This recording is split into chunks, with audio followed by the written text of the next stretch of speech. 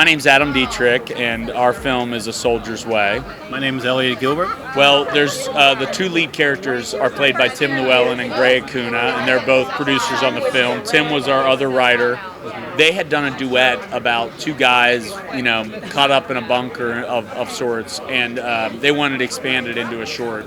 I had worked with them on TV, and they approached me, and I said, well, Elliot and I always make our movies together. We co-direct and co-produce, and they said that would be great. I said the other stipulation is we'd have to go and work with real military soldiers and veterans, and they were open to it. So we got PTSD Foundation of America, and they created some round circles for us, and we talked with lots of veterans and figured out kind of a story that made sense for all of us that we could all believe in, and started developing the characters with these great guys, Derek Barr and Jeremy Locke, that are veterans themselves.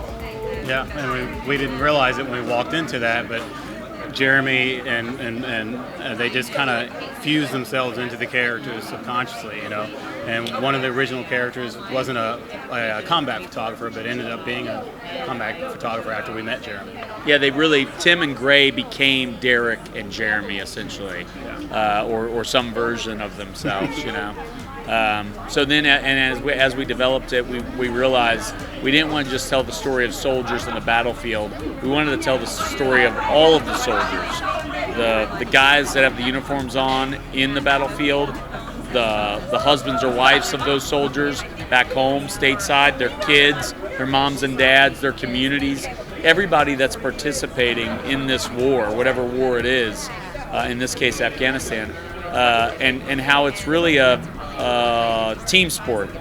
That these guys, while they're there and when they get back, we're kind of participants, and we all experience the impact of that. There was a cool moment at the end of our journey in Terlingua. We had finished shooting, and we ate at a Mexican restaurant. We were going out to the cars to get in them, and a guy that had hung out with our buddy Palomino, who was our first AD and helped tremendously to get this movie made, and Palomino and another one of our crew members had hung out with this guy the night before and had some drinks, and so this guy's walking into the Mexican joint. He sees us leaving. He goes, "Hey, it's the guys from the film crew," and we all start talking, and ultimately he's bearing his testimony. He's a veteran, Vietnam veteran.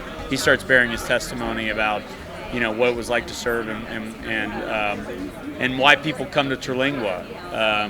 And eventually, he tells us, God created the desert to test the faith of man, and I think you passed the test. And that was the last thing we heard before we left Terlingua. And we got in the car and we were like, that's it. This whole journey has been about our faith. We didn't know what the locations were going to be in Terlingua. We hadn't scouted. We did it completely improvisationally, and we have never done that. We always storyboard every shot of our movies. But we said, you know what, there's an improvisational nature to war and to what these soldiers have to do. So we did it blindly and just believed it would turn out. We didn't know we were going to stay when we got to Terlingua. Took a leap of faith. And so when this guy summed it up with that statement, we were floored, yeah. We were floored, and the 9-hour ride just went by in a flash because we were so exhilarated from that kind of cosmic connection that we had to this community and to that man, and that just kind of continued through the post process, and now as we launch into the festival, it's just kind of that spirit of faith that's kind of fueled this film.